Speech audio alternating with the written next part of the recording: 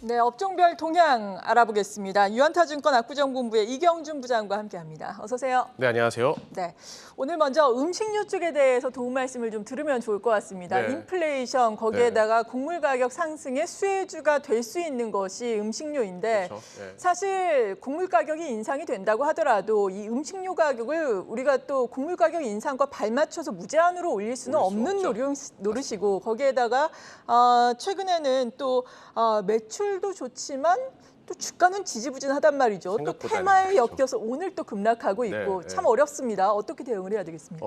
일단은 말씀하신 것처럼 경기 방어적인 성격이 강하죠. 아무래도 필수 소비재고 반드시 저희가 먹어야 되는 상황이다 네. 보니까. 그런데 이제 문제는 환율과 그다음에 원자재인 것 같아요. 결국은 원자재 상승하는 부분을 100% 전가할 수 있느냐는 아니라고 좀 보여지고요. 네. 또 환율도 수입하는 사람 입장에서는 굉장히 어려운 상황이겠죠. 그래서 조금 선별할 필요는 있다라고 생각이 되어지는데, 근데 미국에서 보더라도 뭐 대표적인 뭐 케찹 회사인 크래프트 하인즈라든지 뭐 코카콜라, 제너럴 밀즈 같은 식료품 회사들이 신고가 인근에서 크게 빠지지는 않았어요. 그러니까 네. 한국보다 굉장히 견조한 상황이고, 아무래도 이제 거기는 환율적인 부분이 좀 우호적으로 반대로 작용을 하겠죠. 달러가 강세다 보니까. 그래서 결국은 달러가 만약에 약세로 좀 전환이 되냐, 원화가 강세로 간다라고 하면 어떻게 보면은 수입하고 있는 곡물 업체나 이제 음식료 업종의 플러스가 될 수도 있고요.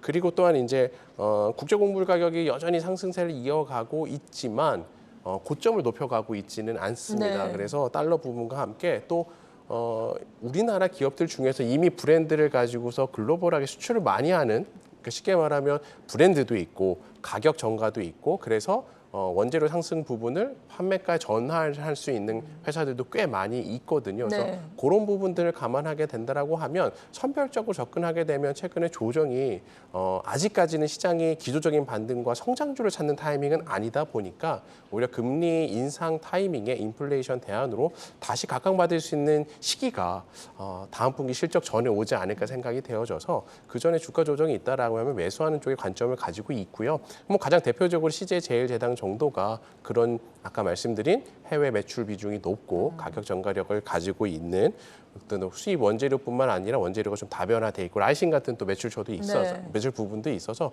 좋지 않을까 생각이 되어집니다. 네, 그렇군요. 해외에서 또 우리나라의 만두, 라면 그럼요. 인기가 많다고 하더라고요. 네. CJ제일제당 대표적으로 말씀해 주셨는데 근데 앞서서 제가 잠깐 언급을 드린 것이 이 인도의 밀 수출 중단과 관련해서 어제 이들 종목이 급등을 했다가 네. 오늘은 또 급격하게 빠지고 하락했죠. 있잖아요. 네. 이렇게 테마에 엮여서 급등락하고 있는데 그럼 오늘 빠지는 게 매수의 기회인 거예요? 최근 시장을 보면 예. 올라갈 때 살게 되면 사실 물릴 확률이 굉장히 높아지더라고요. 그러니까 시장의 변동성이 아직은 안정이 안 되지 않았습니다. 그래서 철저하게 조정을 줄 때 매수적인 관점을 좀 잡으셔야 될 것 같고 한 번에 다 사시기보다는 좀 조정이 있을 때 오늘 같은 날 조금씩 나눠서 사시는 방법이 현재로서는 가장 적합한 대응 방법 같습니다. 네.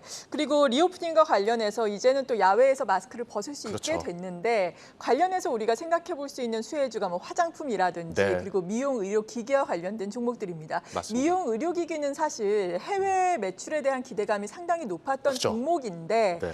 요즘에 보니까 이들 종목도 실적은 뭐 괜찮지만 그렇죠. 뭐 연 실적에 대한 의견이 엇갈리고 주가의 흐름도 좀 좋지는 좋지 않더라고요. 않죠. 어떻게 네. 봐야 될까요? 앵커님이 정확하게 말씀하신 예. 것 같아요. 기대는 했었죠. 맞아요. 근데 기대가 너무 컸었습니다. 결과적으로는 사실 시장이 조정받는 상황에서 대안이 없었었고 리오픈하다 보니 미국 쪽에 수출을 많이 하고 있는 우리나라 K 뷰티 의료기기 같은 것들에 대한 기대가 컸었고 네. 실적도 사실은 잘 나오고 전년 대비해서 또 전월 동월 대비해서 잘 나왔습니다만 기대가 너무 컸었기 때문에 그 정도 실적으로는 사실은 만족하지 못했었던 부분입니다. 그런데 네. 기본적으로 향후에도 마찬가지지만 리오픈에 대한 니즈는 좀 더 강해질 수밖에 없어요. 저도 뭐 외부 나갈 때는 마스크를 항상 벗고 다니고 있는 상황이다 보니까 또 최근에 남성분들도 많이 또 미용 쪽 관련해서 맞아요. 관심이 많으세요. 그래서 예. 30대 분들도 많이 하시기 때문에 기본적인 기조는 벗어나기 어렵고 또 특히 한국의 많은 엔터 관련된 연예인들이 활동을 하게 되면 또 관련된 의료기기도 더 부각이 되지 않을까 생각이 돼서 중장기적인 관점에서는 전혀 이 투자 의견에 대한 변동은 없고요. 다만 이제 네. 실적이 이제 한 번이 끝났고 이제 3개월 뒤에 다시 실적이 나오겠죠. 그리고 그렇죠. 매월이 되게 되면 이제 수출 지표들이 나올 때가 있어서 그 데이터들을 확인해 가면서 다시 이제 매수 시점을 잡아야 되는데 그럼에도 불구하고 최근에 이제 작년 말 정도 저점, 작년 말이나 올해 초 저점부터 지난 4월 고점까지 올라간 부분에 종목들이 꽤 많이 되돌렸어요. 조정이 있었었기 때문에 뭐 하락폭의 50% 정도, 그러니까 반등폭의 50% 정도, 즉 100을 올랐다라고 하면 50 정도 조정을 받으면 그 이하에서는 다음 분기 실적을 보고 분할 매수해서 담아가는 전략이 맞지 않을까. 결국 리오프는 늘어날 네. 수밖에 없다. 또 휴가 시즌도 되고 여름철 되기 때문에 마스크는 더 벗을 수밖에 없는 상황이라서 저는 긍정적인 관점, 다만 중장기적으로 좀 봐야 되지 않을까 생각하고 있습니다. 대표적으로 클래시스 그리고 네. 루트로닉, 뭐 제이시스 제이시스 메디칼 맞습니다. 있잖아요. 어떤 종목을 유망하세요? 아무래도 국내 쪽에는 클래시스가 좀 더 강한데요. 좀 네. 글로벌하게 봤을 때는 지금은 제이시스 메디칼이 조금 더 수출 지표로 보면 괜찮은 것 같아서 그 종목 좀 보시면 좋으실 것 같습니다. 네, 그렇군요. 그리고 오늘 또 어닝 쇼크를 발표한 것이 대우조선 해양이 되겠습니다. 지금 대규모 적자를 발표를 하면서 자본 훼손이 좀 불가피하다 어렵죠. 이런 네. 의견이 나오고 있고 주가도 지금 한 9% 정도 하락을 하고 있는데 조선주가 참 말이 많은 부분이에요. 맞죠. 아직까지는 적자가 이어지고 맞습니다. 있는데 그래도 또 수주는 된 상황. 그렇죠. 거기에다가 조선 후판 가격은 어느 정도 합의가 된 상황이잖아요. 네, 네. 이제 어떻게 평가를 해볼까요? 객관적으로. 좀 반대 생각인 네. 것 같아요. 그러니까 상각보다는 조건들이 좋은데 실적이 안 나오니 주가가 또 두드려 맞는 상황인 네. 것 같은데요. 아직은 저가 수주 물량들이 매출이 나오는 상황입니다. 그래서 하반기부터 조금씩 좋아질 거고요. 최근 1년 정도 받은 것들이 고가, 그러니까 좋은 선박들, 고가의 수주들이죠. 그러니까 그런 것들이 매출화되기까지는 시간이 걸립니다. 근데 조선은 기본적으로 수주 산업이기 때문에 지금처럼 우리가 골라서 좋은 수주를 받을 수 있다라고 한다라면 네. 여러 가지 환경들이 좋죠. 지금 신조선가도 코로나 때 저점이 124 정도 됐었는데 지금 158 정도까지 올라서 한 25% 올랐기 때문에 우리가 이제 고가 수주들을 받을 수가 있고요. 특히 이제 러시아 사태로 인해서 LNG 관련된 선들의 발주에 대한 기대도 굉장히 큽니다. 그래서 향후에도 수주는 올라갈 거고, 즉 P와 Q라고 하죠. 가격도 올라가고 수주량도 사실 도크라고 하는 게 꽉 찰 정도로 지금 받아서 할 수 있기 때문에 결국 시간 문제인 것 같아서 아마 이번이 어떻게 보면은 마지막일 수도 있는 가격의 조정일 수도 있다는 생각이 되어지고요.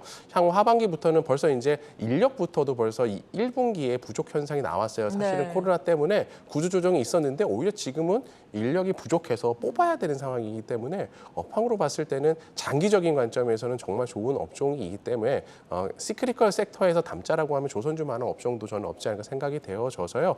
여전히 가격 상승 추세 유효하고 수주가 좋기 때문에 분할 매수가 맞다라고 생각이 되고 어떻게 보면 지금 실적이 최저점일 수도 있다라고 생각을 합니다. 네. 대표주로 보게 되면 이제 기본적인 선박 중에서는 현대, 미포, 조선 정도가 좋아 보이고요. 뭐 그리고 이제 작은 종목들 찾으신다라 그러면 LNG 관련해서 본행제 관련 한국 카본 같은 것들이 굉장히 좋아 보여서 조정 줄 때 조금 아까도 말씀드렸지만 지금은 조정 중에 매수를 해야만 확률이 높아지는 시장이니까 좀 분할 매수하시면 좋을 것 같습니다. 네, 오늘 또 마침 조정을 받고 있는 종목들에 대해서 도움 말씀을 들어봤습니다. 저가 매수할 수 있는 종목들 도움 말씀 드렸고요. 큰 그림에서 보자면 우리 시장이 그래도 상승하기 위해서는 외국인의 수급이 그렇죠. 필요하잖아요. 맞습니다. 외국인의 지금 뭐 시가총액에서 차지하는 비중이 금융위기 이후에 최저 수준으로 수준이죠. 내려온 상황인데 네. 오늘 또 마침 달러화에 대한 원화 환율이 하락을 하고 있습니다. 물론 아직도 높은 수준이지만 언제쯤 좀 의미 있게 매수세가 들어올 수 있겠습니까? 사실 트리거가 명확하려면 인플레이션이 완화되고 글로벌하게 홍풍이 불어야 되는데 네. 쉽지는 않습니다. 그렇다면 지금 현재로 판단할 수 있는 기준은 말씀하신 것처럼 환율 같아요. 코로나 때 사실은 환율이 1292.3 정도를 찍었고요. 네. 이번에 지난주에 1292.6 정도 찍은 것 같아요. 그러니까 거의 같은 그러네요. 수준이죠. 그러니까 사실 지금으로부터는 올라갈 확률보다는 하락할 확률이 높고요.